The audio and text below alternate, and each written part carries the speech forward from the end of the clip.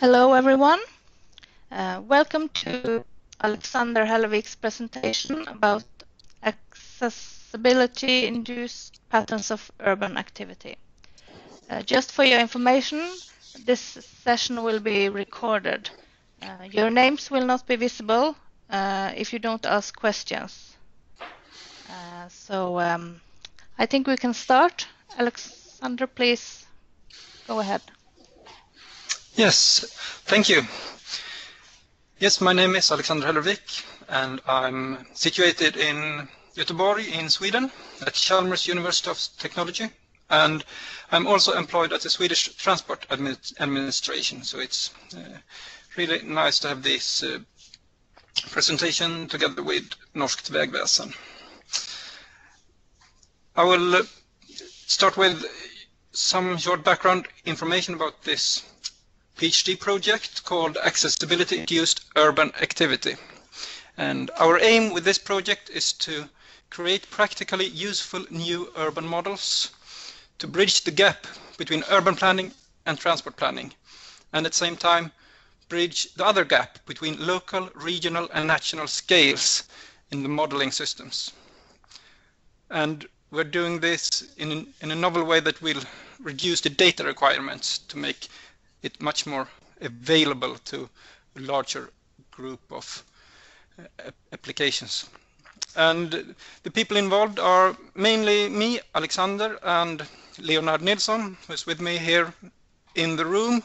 He's also a PhD student in this project, and our supervisors, Claes Andersson and Lars Marcus.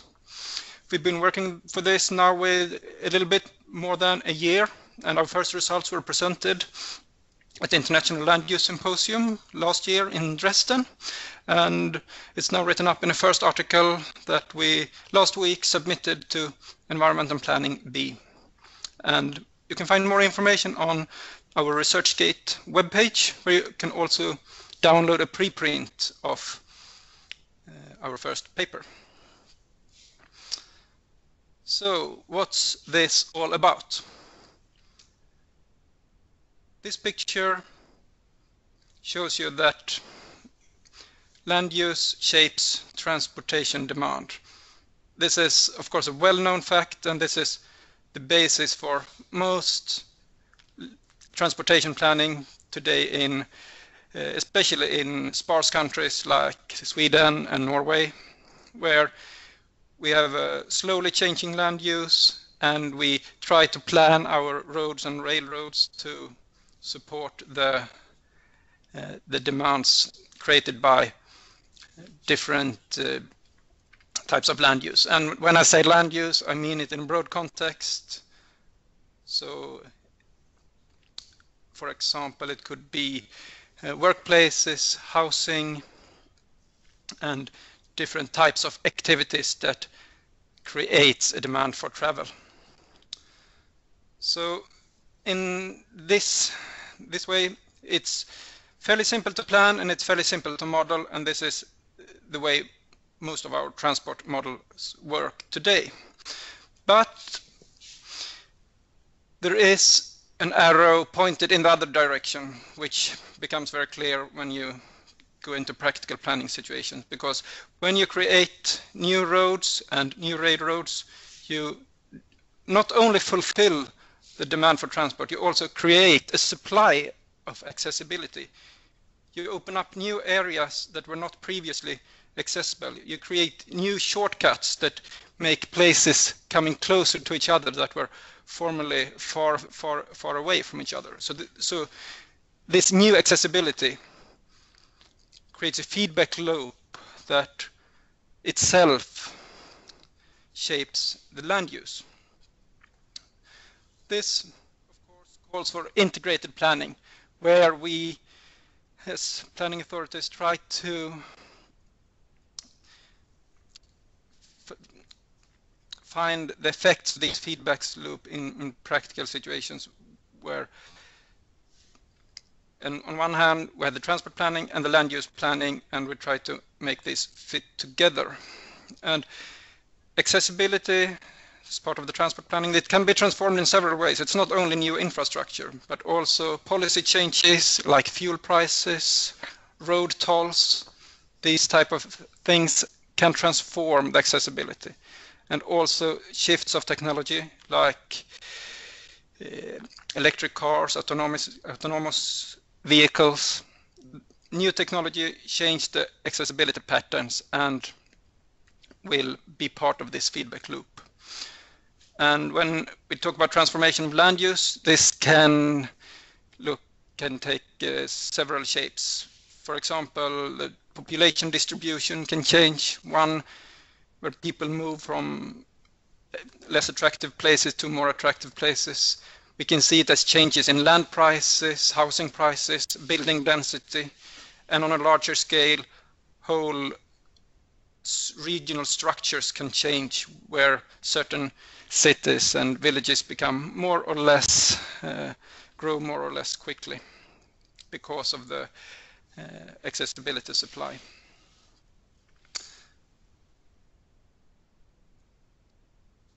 The requirements to plan integrated calls for integrated modeling. And as most of you know, the transport models are usually not integrated because they go in the one-way direction from land use to transport demand. But when we try to untangle these dependencies, it looks fairly simple. We have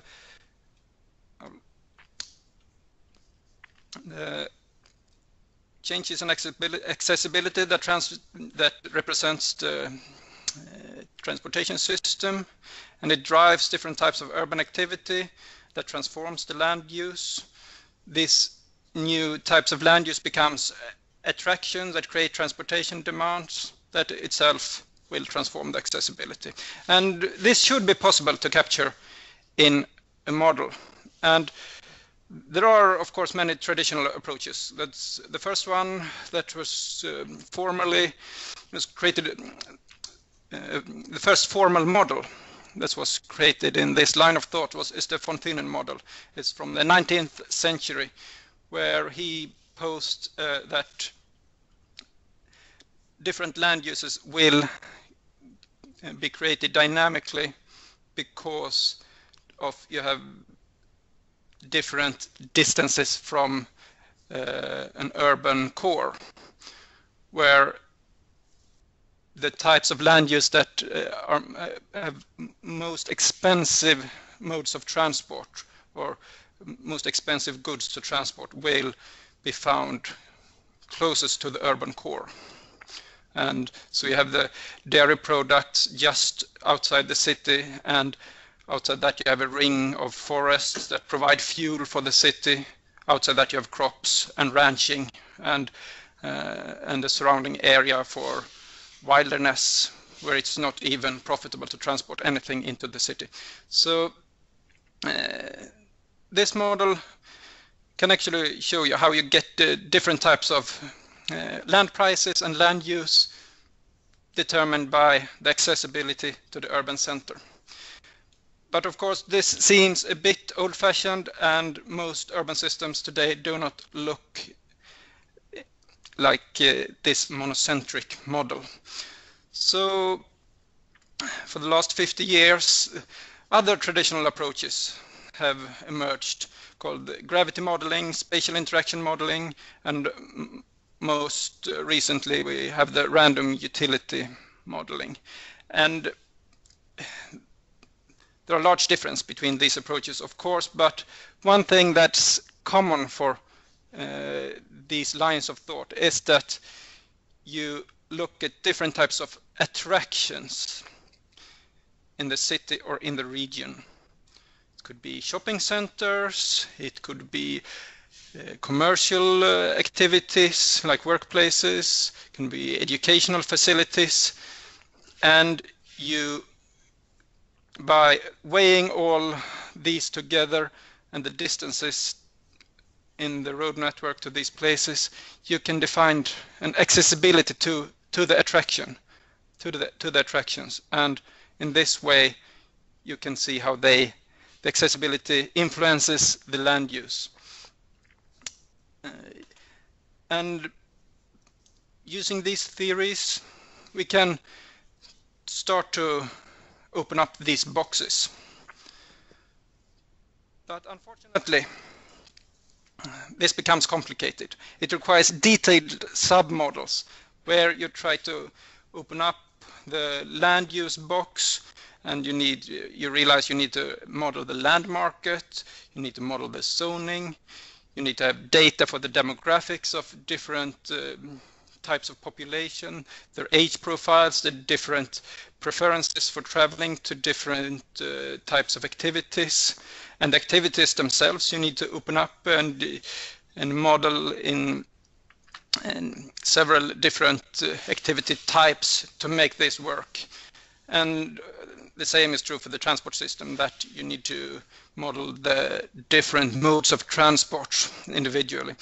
And this becomes soon very complicated with a web of interdependencies among these submodels.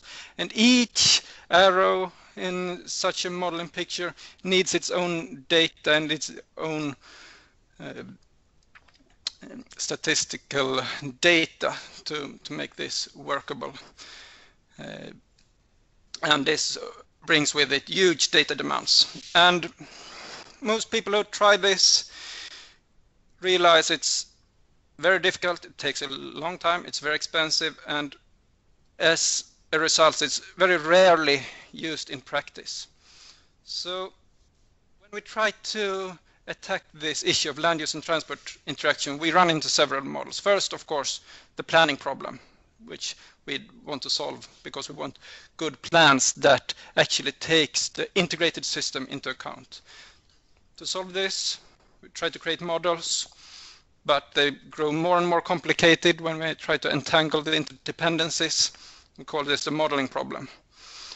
And with it, the data problem comes, where you need so much information to be able to make this work in practice. So at this stage, many people give up and resort to other more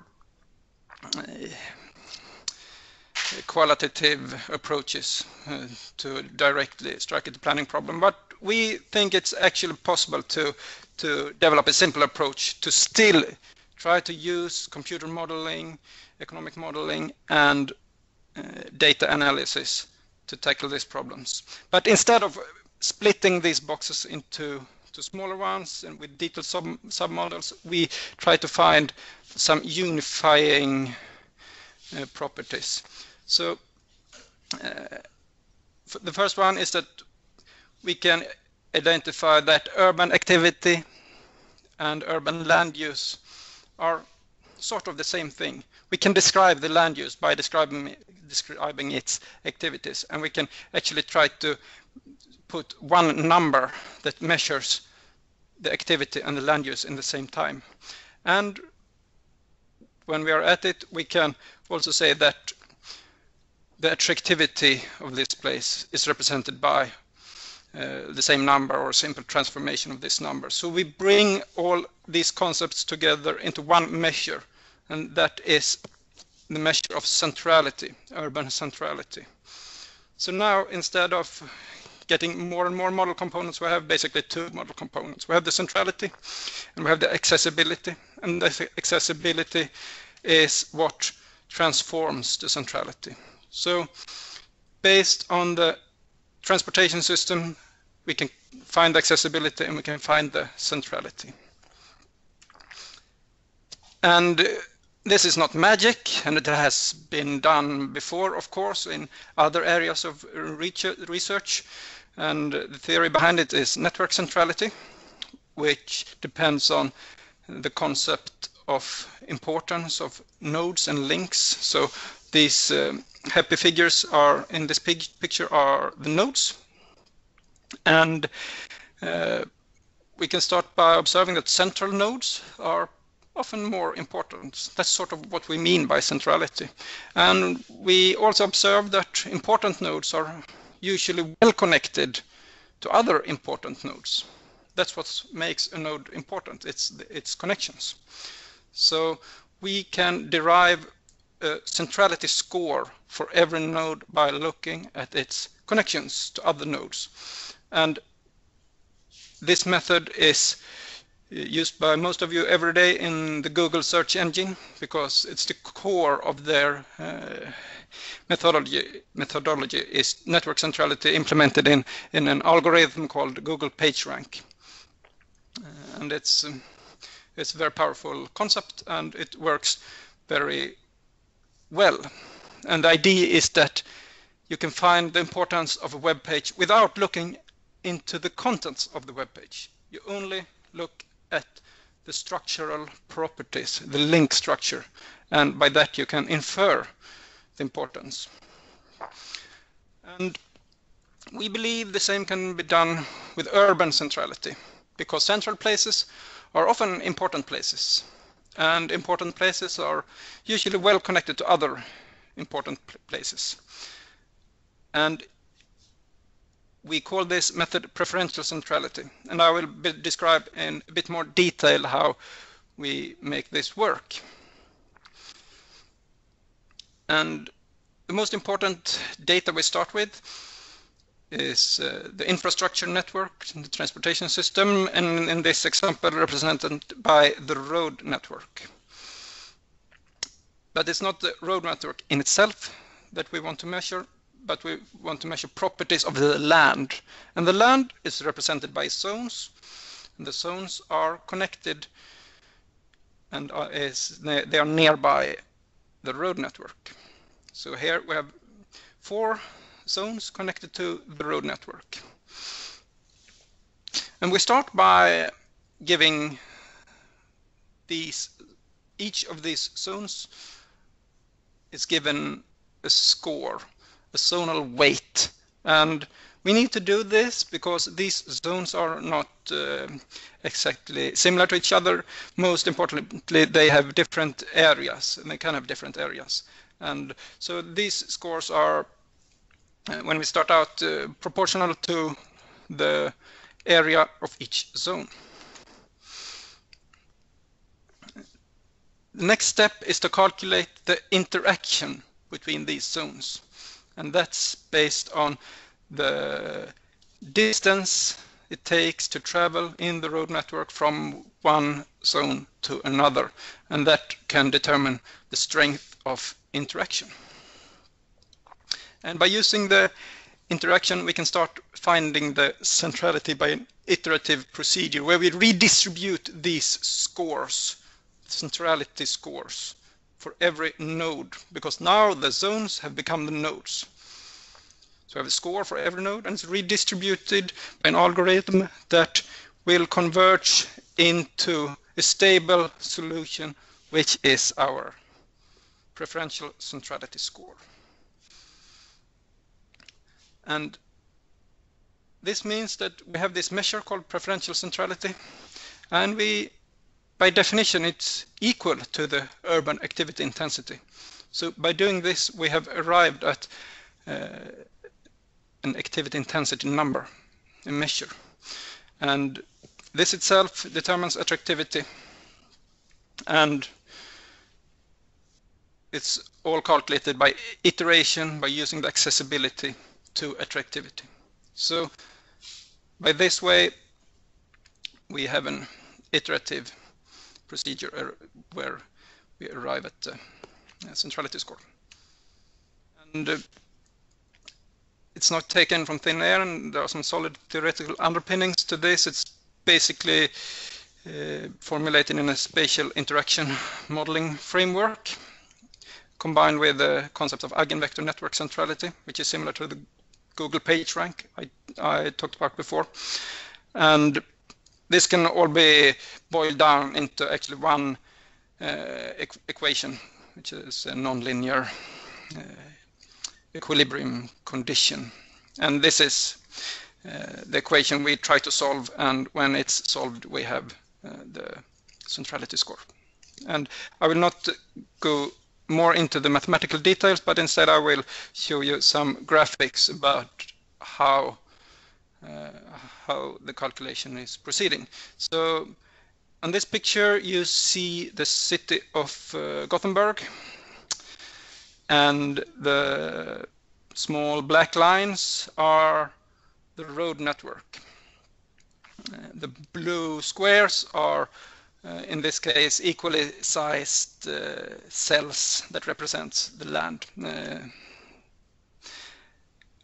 And we start out because they are all of the same size, so they will all have the same score starting out. And then in the first iteration we find for every cell the accessibility to all of these other cells, and the scores are redistributed according to this accessibility. And we can see that the structure is already starting to form. Some smaller external centers and a big center in the middle. And we keep iterating using this procedure. And the centrality structure builds up piece by piece until we find it stops changing. And this is the solution we're looking for. Now we have a centrality score for every cell in the system, and we believe that this actually represents something real, but I'll come back to that. It's important to note how little we need to be able to calculate this score. We only need a zonal representation, in this example equally sized cells, and we need a way to calculate the zonal weights based on physical properties and area, and we need a way to calculate zone-to-zone interaction impedances, so the interaction probability from a zone to another, and is usually decreasing with the cost of the interaction. And this is standard transportation modeling basically. And we have a current implementation that's presented in the paper, and here we've chosen a zonal representation based on property polygons, so we can make it very detailed and very close to real urban planning by using property polygons and aggregate them into zones. And we have the weights calculated by not only the physical area, but we say the accessible, buildable, and permissible area.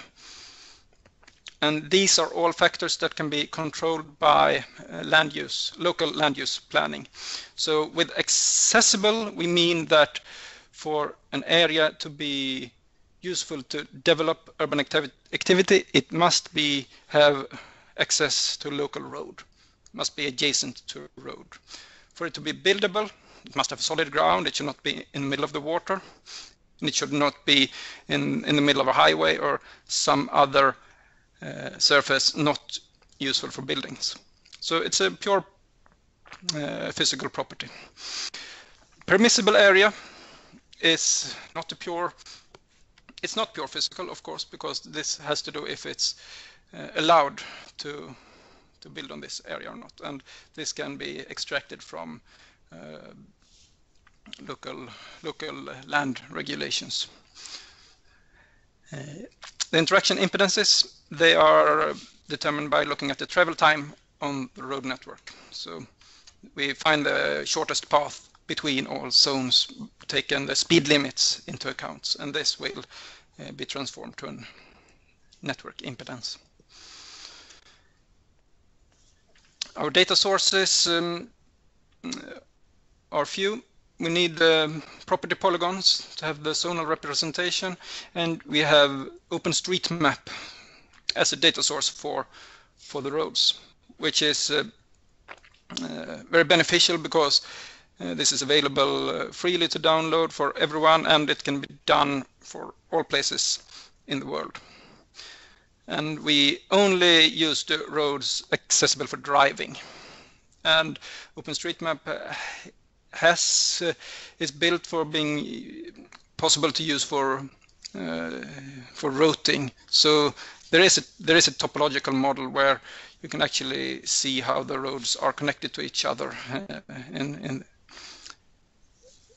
a real way. So this is the only data we need to run the model. We need some more data to validate the results and see that they actually correspond to something real. And for the validation data, we use taxation values for all properties in Gothenburg. And in the taxation values in Sweden, they are supposed to represent 75% of the market value, both for land and buildings. So in many cases, it's fairly accurate, and it can be used as a proxy for urban activity and to validate our model. This is a close-up picture showing how we construct the zones and how the zones are connected to the road network. So these small lines are automatically generated to find the shortest path from each centroid to the road network. And this is a close-up from central Gothenburg. And so it's a fairly detailed spatial model. And the detailed can be chosen according to the taste, basically, depending on which planning questions are asked. Do we need to make a detailed urban model, or do we want to work with larger zones? But there are many. It's very useful to have a high spatial detail, and it's what we have done here. So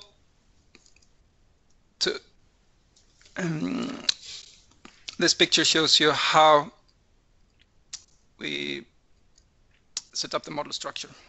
So as input, we have the road network and the zonal weights, and we perform the centrality calculation using only this data, and as output, we get the urban activity intensity and a number for each zone. This means that we can perform this without any socioeconomic input. It's only geographical and physical input. And most important is that all these factors, input data, can be controlled by planning. So all parameters are built into the input.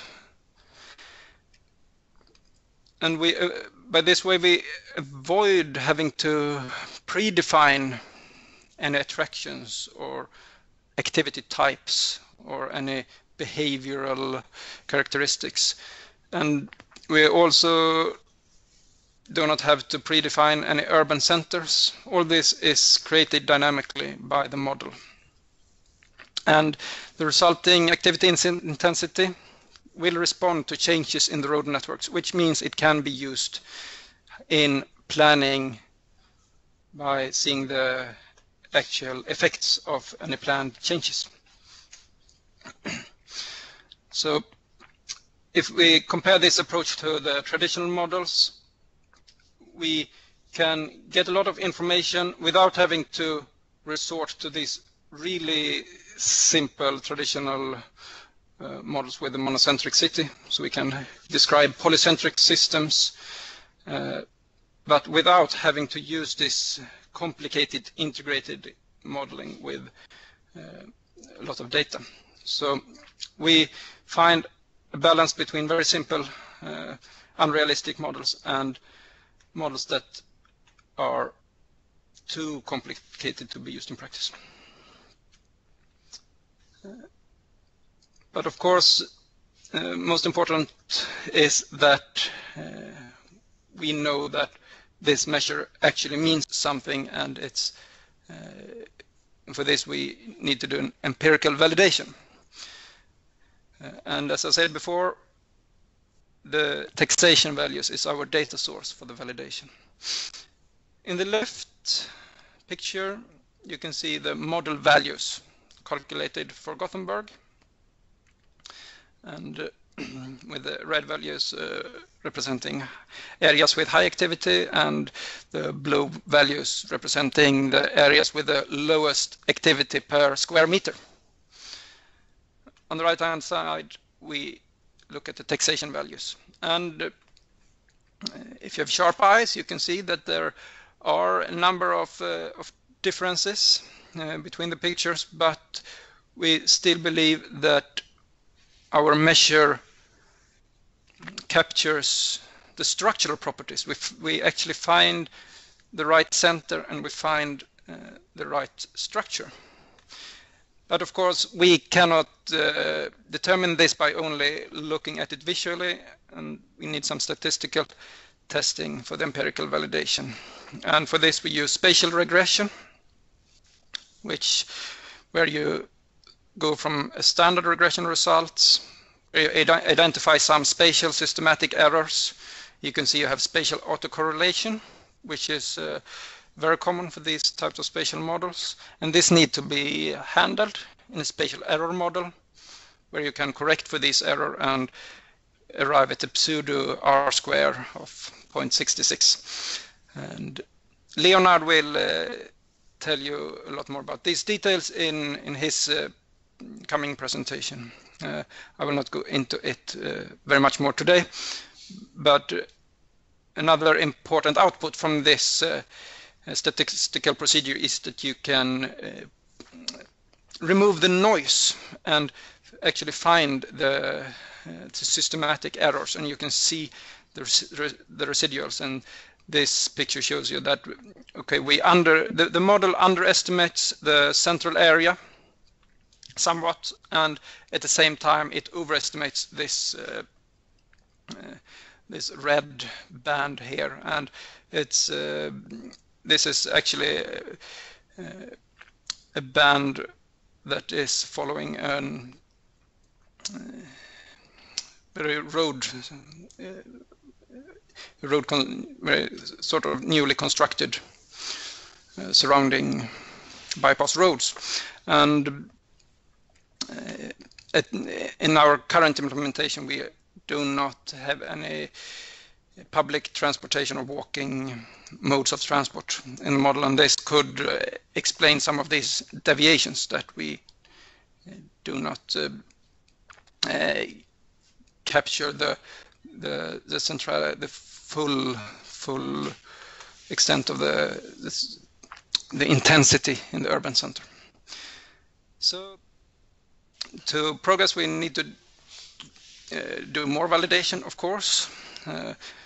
First step is to include a larger surrounding region to the city, because this example, Gothenburg, is actually part of larger supporting region of smaller cities. And most important, we need to look at other cities and other regions to see if the results holds for these places as well. And we can look at other data than night lights, other data than taxation values, because now we have used taxation values as validation data, and this can be extended to other types of data, for example, satellite data showing the night lights of cities, which is very interesting. We can also look at sales prices, building density, maybe population data. Also movement data, traffic data can be used. So there's a lot of work going forward, but we think it's very promising. Another way to really validate the model is to look at the situations where we have had large changes in accessibility, like ferry replacement projects, and we can look at activity before and after large road investments to see if the model actually predicts these changes. And the model can also be extended by having more information in local weights, for example, including the topography. We can include networks of walking and cycling, and we can include models for public transport, and also traffic congestions could be important to include in the model if we study more densely populated areas. And very exciting possibility is also to increase the scale, because this is a scale-free formulation that makes it possible to use the same model for a very detailed look at the urban center. And the same model can be used to look at countries and even continents. So this shows a test we have done where we calculate the activity intensities for large parts of Norway and Sweden, and this can be compared to, for example, nightlight data. And by using this scale, we can actually see how changes in the transportation system will affect the national structure of activity in different parts of the country. There are many possible applications of our approach by seeing that all the input parameters can correspond to certain planning decisions. So we can look at changes in the road network, new roads, removal of roads. We can change the speed limits. We can change the impedance calculations, which implies changing costs of driving. It can be fuel prices, tolls, restrictions. And we can also look at how, if technology changes the cost and the interaction probabilities, we can also analyze these types of new driving technologies.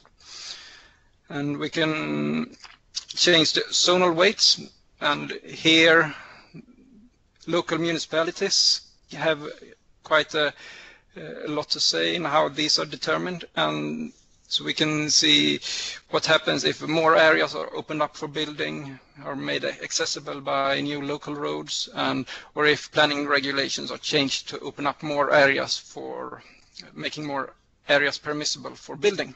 And this can also be analyzed in our modeling framework. I will show you a few examples of applications, just to give you a taste of it. In this example, we have a planning situation with a city center with too much traffic in it, large traffic volumes, and there are discussions about bypass roads and to reroute the traffic going through the city center. And this can be examined in the model by looking at the activity before and after the proposed addition. And then we see the relative difference where red corresponds to increasing activity and blue corresponds to decreasing activity. So in this case, the model will give you information that economic activity could be shifting from the city center to areas around the new bypass roads and its connections. Another application example is scenario planning, where you in a city might be interested in the question, what happens if we change the mode of transport? We try to create a modal shift towards away from car-oriented planning to public transport-oriented planning, or having a different modal ratio. And so we can compare the centrality calculated for the city where everybody drives the car to the other extreme where everyone uses only public transport. And the interesting result is, of course, that the centrality structure is very different. That we have the same urban core in both cases, but how the other urban structure is very different. So some areas will benefit from this change of planning, and other areas will lose out from it. But of course, in reality, there will be a mix of these modes of transportation. So the results will not be so extreme, but still it's can be very interesting to be able to to look at the tendencies when you push one parameter far away. So to wrap this up, we can state some conclusions that our measure of preferential centrality, it's a new model for land use and transportation interaction, which unifies urban activity, accessibility, and attraction. Our data requirements are very low, which makes it possible to run the model for almost any place. We've performed initial validation. It's very promising, but of course more validation is needed before this is used in practice. And we see a wide range of applications, from project assessment to scenario planning. That's all I had to say, and I want to thank you for listening. And you can find more information on our ResearchGate webpage, where you also can find a preprint of these results in article format. And if you have some questions, I'm happy to try to answer them now.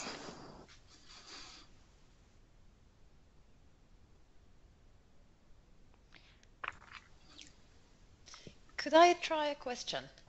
Yes. Yes, this is Kersti Dunham from the NPRA.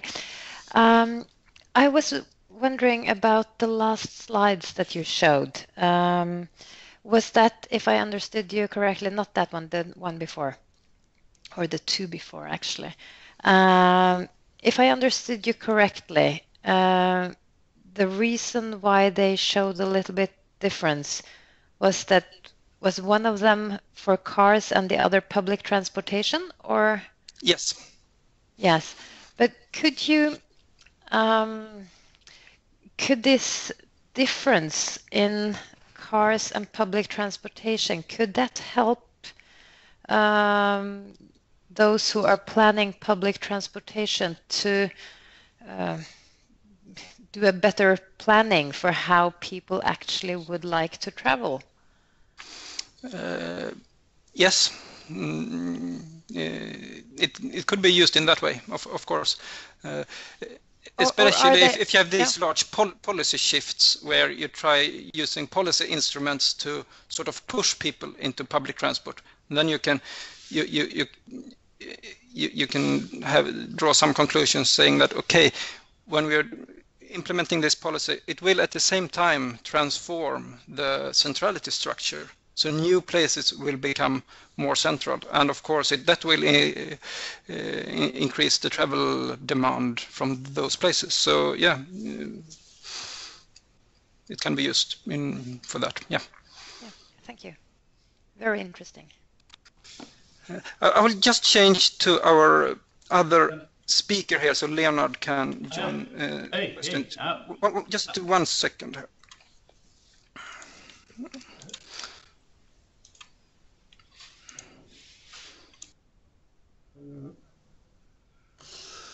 Yes, I hope you still can hear us.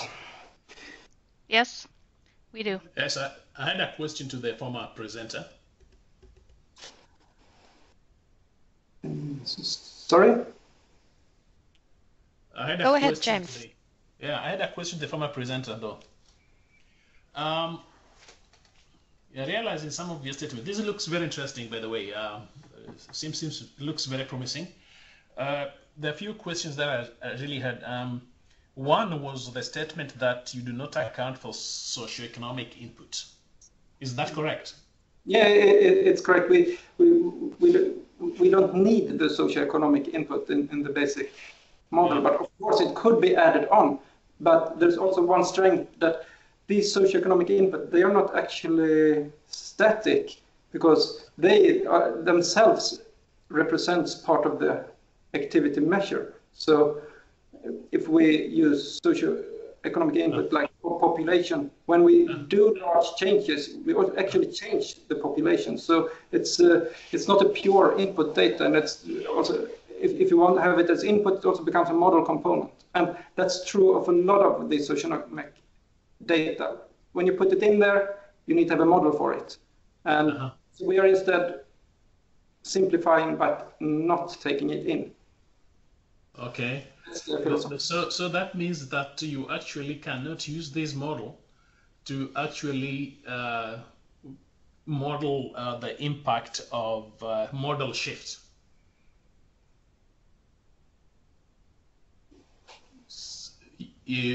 Like assessing what will happen to centrality if implement a policy that contributes to modal shift.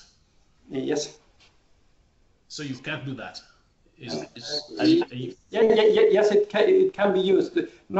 It cannot be used solely. It cannot be used as a social. You cannot base the cost-benefit analysis on this alone. No. This will give you input to how the geographical structure might change, and then you need to add on to make a cost-benefit analysis. You need the socioeconomic data. That's perfectly true. Yeah. Right. So this is not structural analysis. Yeah, it shows your centrality may change if you, for example, just keep on building physical infrastructure, okay, like either roads or public transport. Okay, I get that. Now, my second question was your zonal weights. This is just curiosity.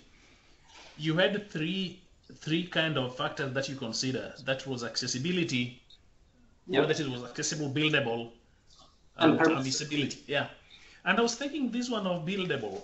How do you consider the fact that some areas may be fully built, which may be unbuildable, but then you can still renew it?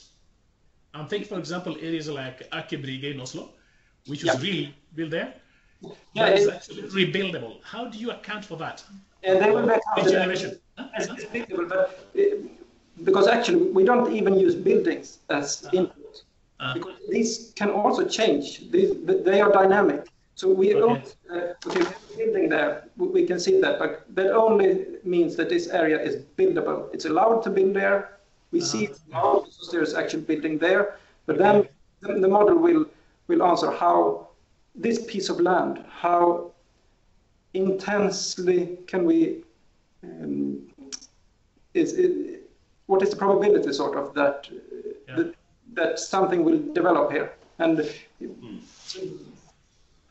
so an already built area will be considered as buildable, and the result will be the intensity of the activity in that building. Yeah, because you're observing the the movements to and fro these areas. Okay, thanks. Yeah, I get it.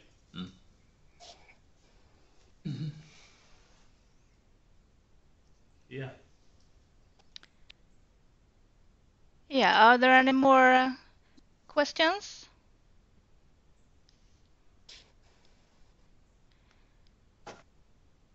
I think I have a question. I wonder if how are there any limits on the size of area where this model can be used? Like, does it have to be large cities, or can it be used for more rural areas? There are, as far as we have seen, there are no limits. It can be used also for rural areas, but we have not. It needs to be validated for that situation. But in theory, it should work as well for rural areas. Yeah, I would really like to get the model tested for some Norwegian cases. That would be really interesting. Yeah, the only thing we need to do the testing is validation data. Yeah. Okay. Yes. More questions? No. Okay. Thank you, Alexander, for a very nice and interesting presentation. The next presentation in Society will be next Friday, where Leonard Nilsson from Chalmers will talk more about this model. His title is Induced Spatial Development. Yeah. So please join us next week as well. Okay. Yes. Alexander, is there any paper on this one? Yes, there is a paper, and I can send you the link. Yes. But it is in the presentation. Yeah. Okay. The ResearchGate page. Okay. Thanks. Preprint. Yeah. Yes. We would also like the presentation. Yeah. I guess we will. It's just send it to me or Kirsti. Yeah. Yeah. So we can use it. Yeah. Okay.